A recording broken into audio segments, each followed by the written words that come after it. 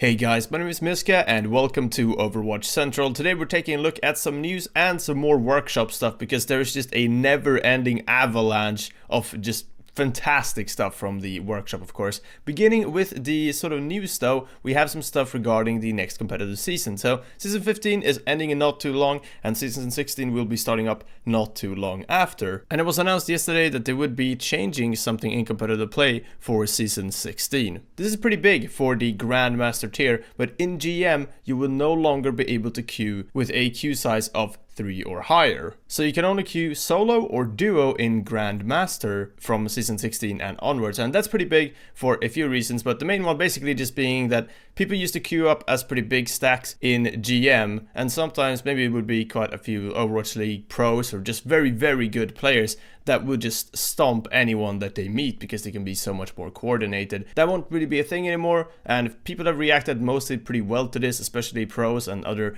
Grandmaster players. And you might be like, well, Miska, why the heck should I care about a GM change? And the reason as to why that is, and I'll tell you, is that Slasher on Twitter, games and primarily esports journalist, has reported a lot on Overwatch in the past, did say that according to sources from him, there are potentially more competitive changes coming that will change comp even further. This is great news to hear in general, and just to see that they are tweaking stuff with competitive just kind of confirms that they're looking a bit more at comp again, which I think is kind of the next topic to attack now that you've really managed to turn around the more chill but mostly creative part of the Overwatch community with something like workshop. So Blizzard have been doing a good job, but hopefully they'll continue and will be doing some good stuff for competitive in not too long. Let me know if there's any tweaks like that you'd like to see in the comments below, or anything you want to predict that we might see soon. Moving on from that, I have two modes that I want to highlight from the workshop. The first one was sent into us actually, so credit to Super Duper for this one. This is an Overwatch zombie mode, and it's actually just really well made. There's a pretty cool little trailer that was put together that I'll show briefly on screen now, but just to go into what it actually kind of does and what it is, this is played on Hanamura on the first objective that you attack, and you have to kind of defend it from just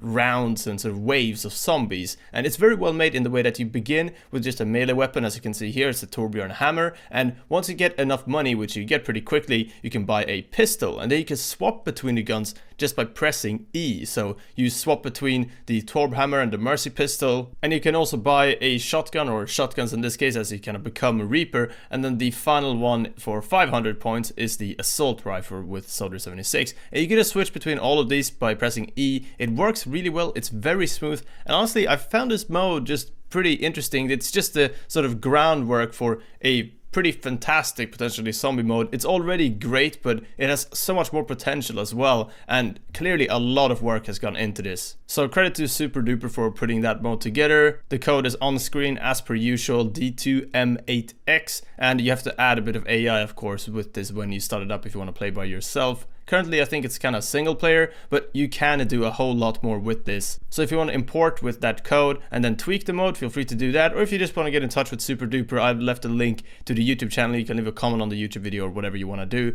so you can keep working on that. The next mode was on Reddit this morning, so more of you have probably seen this, and it's an Overwatch MOBA FPS basically. I think they call it Dota Watch. This was version 3.0. I've actually seen a couple of old codes floating around, but there's a new one that's on screen. It's the latest version that I could find, and it is made by Star Hunter. I'll leave the link to the original Reddit thread and of course the username and such in the description. The main features here that you're looking at are the different towers and the main bases. So each of the teams have a base, and they also have the 3 towers leading up to them, and you have to just take out these towers to get to the base and take out the base of course. You have a level up system with this. You have 3 different aspects you can level up. You can either level up HP, speed, or damage, and this is done pretty easily using the interact button and then one other button. There are some instructions in the Reddit thread actually if you want to check that out and play for yourself, and I recommend checking the instructions because it can be a little bit difficult to figure out right then and there. The reason as to why some of the UI names and stuff don't really make a lot of sense either is because when in the editor you're actually limited to only a few different text options. You can't type out your own text and such. And that's obviously why the towers are just these sort of red and blue spheres, because you can't import your own art. But imagine if you could import your own art and you could get a little bit more text approved by Blizzard to put into these modes. Obviously they don't want things to get out of hand, but even this MOBA mode in itself is just such a great example of what you can make in terms of very just intricate, complex modes for the game. If you want to check out more workshop stuff, there will be a subreddit linked in the description. And then just keep an eye on the channel, of course, because we plan on highlighting these more. As more people working on it and helping out means just more cool things to play around with. I'm still hoping for ways to share these workshop codes a little bit better,